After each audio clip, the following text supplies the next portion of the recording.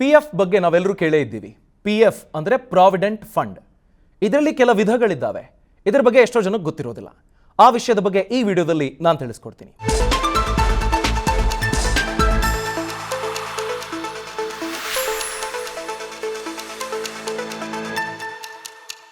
Actually PF ನ ಅರ್ಥ, provident fund ಅನ್ನೋ ಪದದ ಅರ್ಥ ಏನಪ್ಪಾ ಅಂದ್ರೆ, ಕೆಲಸಗಾರರು ನಿಮಗೆ ಕೆಲಸ ಕೊಡ್ತಾರೆ, ಸಂಬಳ ಕೊಡ್ತಾ ಇರ್ತಾರೆ, ಅದರಲ್ಲಿ ಒಂದಷ್ಟು ಹಣವನ್ನು ನಿಮ್ಮ ನಿವೃತ್ತಿಗಾಗಿ ಎತ್ತಿಡೋದು, ಆ ಫಂಡ್ಗೆ ಪ್ರಾವಿಡೆಂಟ್ ಫಂಡ್ ಅಂತ. ಆಕ್ಚುಲಿ ರಿಟೈರ್ಮೆಂಟ್ಗೆ ಅಂತಲೇ ಕೊಡುವಂತಹ ನಿಧಿ ಅದು, ಕೂಡಿಡುವ ನಿಧಿ ಅದು. ಇದರಲ್ಲಿ ಎರಡು ಹೆಸರುಗಳನ್ನು ಸಾಮಾನ್ಯವಾಗಿ ನೀವು ಕೇಳೇ ಇರ್ತೀರಿ. ಒಂದು EPF, ಎಂಪ್ಲಾಯಿ ಪ್ರಾವಿಡೆಂಟ್ ಫಂಡ್. ನೀವು ಕೆಲಸಕ್ಕೆ ಸೇರ್ಕೊಳ್ತೀರಿ, ಸಂಬಳ ಕೊಡ್ತಾರೆ, ಅದರಲ್ಲಿ ನಿಮ್ಗೆ EPF ಅನ್ನೋದು ಬರುತ್ತೆ, ನಿಮ್ಮ ಸಂಬಳದ 12%. ಇನ್ನೊಂದು ಪಬ್ಲಿಕ್ ಪ್ರಾವಿಡೆಂಟ್ ಫಂಡು, PPF ಅಂತ ಅಂದರೆ ಯಾರು ಅನ್ಆರ್ಗನೈಸ್ಡ್ ಸೆಕ್ಟರಲ್ಲಿ ಇರ್ತಾರೆ, ಈಗ ಹಣ್ಣು ಮಾರೋರು, ಬಸ್ ಕ್ಲೀನರ್ ಕೆಲಸ ಮಾಡೋರು, ಟ್ಯಾಕ್ಸಿ ಡ್ರೈವರ್ಸು, ಇಂಥವರು, ಅವರುಗಳು ಅವರ ಕಷ್ಟಕಾಲಕ್ಕೆ ಅಂತ, ರಿಟೈರ್ಮೆಂಟ್ಗೆ ಅಂತಲೇ ಕೂಡಿಡುವಂಥ ಭವಿಷ್ಯ ನಿಧಿ. ಸೊ PF ಅನ್ನೋದು ರಿಟೈರ್ಮೆಂಟ್ಗಾಗಿ ಭವಿಷ್ಯ ನಿಧಿ. ಮೂರನೆಯದು ಜನರಲ್ ಪ್ರಾವಿಡೆಂಟ್ ಫಂಡ್. ಈ ಜನರಲ್ ಪ್ರಾವಿಡೆಂಟ್ ಫಂಡ್ ಅಂದರೆ ಏನು ಅನ್ನೋದ್ರ ಬಗ್ಗೆ ಮೊದಲಿಗೆ ತಿಳ್ಕೊಂಡ್ಬಿಡೋಣ. ಇದು ಗವರ್ಮೆಂಟ್ ಎಂಪ್ಲಾಯೀಸ್ಗಳಿಗೆ ಅವೈಲಬಲ್ ಇರುವಂಥ ಒಂದು ಥರದ ಭವಿಷ್ಯ ನಿಧಿಯ ಅವಕಾಶ.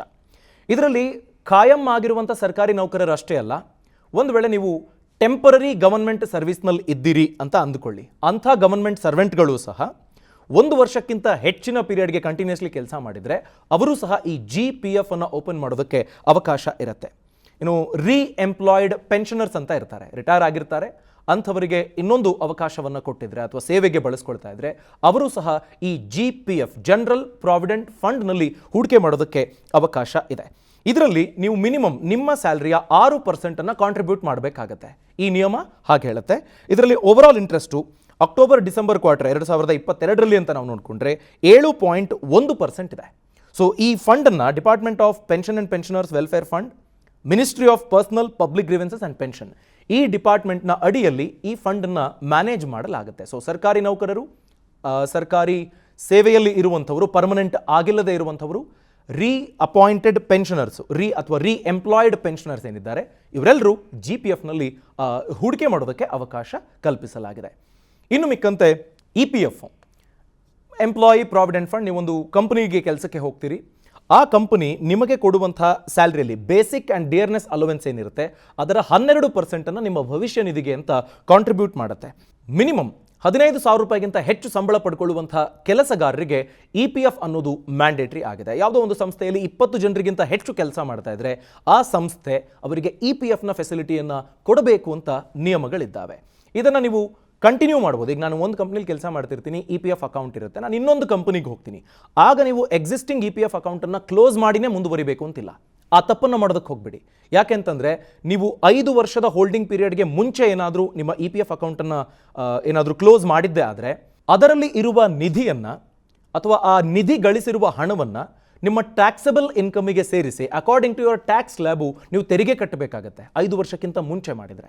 ಒಂದು ವೇಳೆ ಕಂಟಿನ್ಯೂಸ್ಲಿ 5 ವರ್ಷ ನೀವು ಆ ಅಕೌಂಟನ್ನು ಮುಂದುವರಿಸಿದ್ದೀರಿ ಅಂತಂದರೆ ಯಾವುದೇ ಥರದ ಸಮಸ್ಯೆ ಇರೋದಿಲ್ಲ. ಸೊ ಇದನ್ನು ನೀವು ಮನಗಾಣಬೇಕಾಗತ್ತೆ. EPF ಅಂತ ಬಂದಾಗ ನೀವು ಎಷ್ಟು ಕಂಪನಿಗೆ ಹೋದ್ರೂ ರಿಟೈರ್ಮೆಂಟ್ ಆಗೋವರೆಗೆ ಒಂದೇ EPF ಅಕೌಂಟನ್ನು ಕಂಟಿನ್ಯೂ ಮಾಡ್ತಾ ಹೋಗಬಹುದು. ಕಂಟಿನ್ಯೂ ಮಾಡೋದಕ್ಕೆ HR ಹತ್ರ ನೀವೊಂದು ಅಪ್ಲಿಕೇಶನನ್ನು ಕೊಡಬೇಕಾಗುತ್ತೆ. ನಿಮ್ಮ UAN ನಂಬರು, EPF ಅಕೌಂಟ್ನ ಡೀಟೇಲ್ಸನ್ನು ಸಬ್ಮಿಟ್ ಮಾಡಬೇಕಾಗುತ್ತೆ ಹೊಸ ಕಂಪನಿಗೆ ಹೋದಾಗ.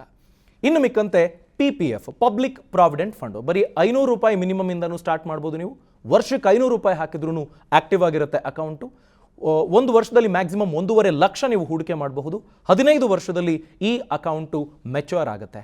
ಅದಾದ ನಂತರದಲ್ಲೂ ನೀವು 5 ವರ್ಷದ ಬ್ಲಾಕ್ಗಳಲ್ಲಿ PPF ಅಕೌಂಟನ್ನು ಮುಂದುವರಿಸ್ಕೊಂಡು ಹೋಗ್ತಾ ಇರಬಹುದು. ಸೊ PPF ಅಕೌಂಟ್ ಹೇಗೆ ಕೆಲಸ ಮಾಡುತ್ತೆ ಅನ್ನೋದ್ರ ಬಗ್ಗೆನೂ ನಾವು ಡೀಟೇಲ್ಡ್ ವಿಡಿಯೋಗಳನ್ನು ಮಾಡಿದ್ದೀವಿ. ಅದನ್ನು ನೀವು ವಿಸ್ತಾರ ಮನಿ ಪ್ಲಸ್ ಚಾನಲಲ್ಲಿ ಗಮನಿಸೋದಕ್ಕೆ ಅವಕಾಶ ಇದೆ.